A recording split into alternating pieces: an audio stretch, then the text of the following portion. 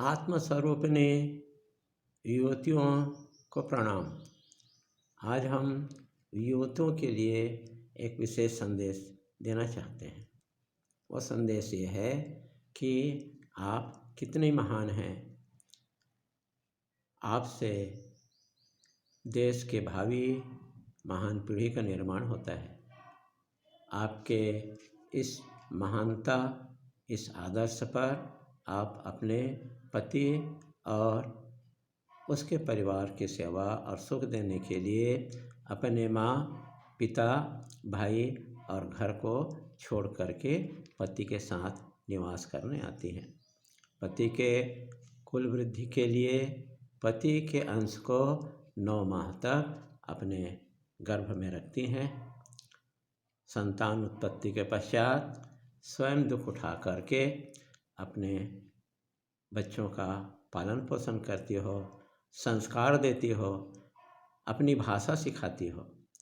आपके द्वारा प्रदत्त इसी संस्कार से आपका पुत्र एक सच्चा, ईमानदार, देशभक्त नागरिक बनता है, भक्त बनता है, ज्ञानी बनता है। इन्हीं कारणों से आपको त्याग मूर्ति माँ कहलाती हो। ऐसे ही त्याग मूर्ति माँ का वर्णन रामायण में माँ सीता और महाभारत में द्रौपदी का वर्णन आता है। आप जानते होंगे कि माता सीता को और द्रौपदी को वनवास नहीं दिया गया था और वो राजपुत्रियाँ थी।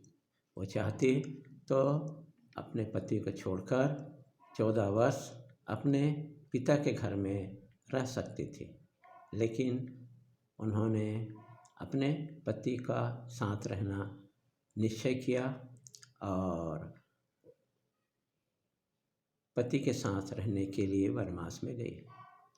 वनवास काल में उन्हें कई कठिनाइयों का सामना करना पड़ा, कई मुसीबत आई, कई परीक्षाएं हुई, लेकिन उन्होंने अपने पतिव्रता धर्म को नहीं छोड़ा।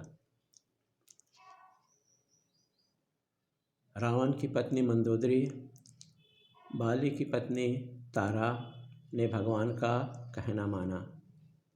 द्रौपदी ने माँ कुंती का कहना माना और 5 पांडवों की पत्नी बन गई। इस प्रकार वे संसार में पतिव्रता और आदर्श नारी के रूप में विख्यात हो गई।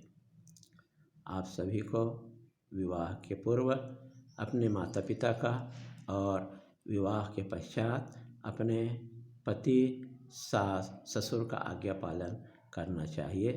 तभी आप एक आदर्श पत्नी के रूप में, एक आदर्श सती के रूप में प्रसिद्ध होंगी। लेकिन आप अपने अज्ञानवश अपने शिक्षा, धन, रूप, अधिक समझदारी या जो कुछ मैं सोचती हूँ वही सही है, जो कुछ कर रही हूँ वही सही है आदि अहंकार के कारण या अपने पति, सास, ससुर से तालमेल नहीं बिठाने के कारण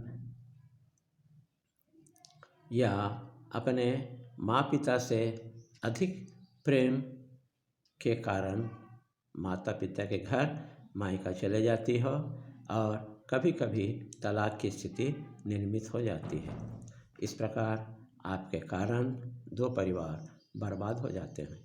यही आज देश की ज्वलंत समस्या है। तलाक की समस्या बहुत बढ़ रही है, परिवार खंडित हो रहा है। अतः अहंकार को छोड़ करके पति पत्नी या उनके घर के लोगों से समस्याओं को हल किया जा सकता है और परिवार को बर्बादी से बचाया जा सकता है। यही तलाक की इसी से तलाक की समस्या हल हो सकती है। परम गुरुदेव स्वामी शिवानंद जी महाराज कहते थे कि जो सामंजस्य, एडजस्टमेंट करने की कला सीख लिया वह कहीं भी दुखी नहीं हो सकता, नहीं होगा। इसी कारण से आप भी व्यवहारिक जगत में एडजस्टमेंट करने की, सामंजस्य बिठाने की, तालमेल करने की कला सीख लीजिए, तो दो परिवार विखंडित होने से बच जाएगा और आप भी सुखी रहेंगे। ओम नमो नारायणाय। हरि ओम तत्सत। ब्रह्मार्पण।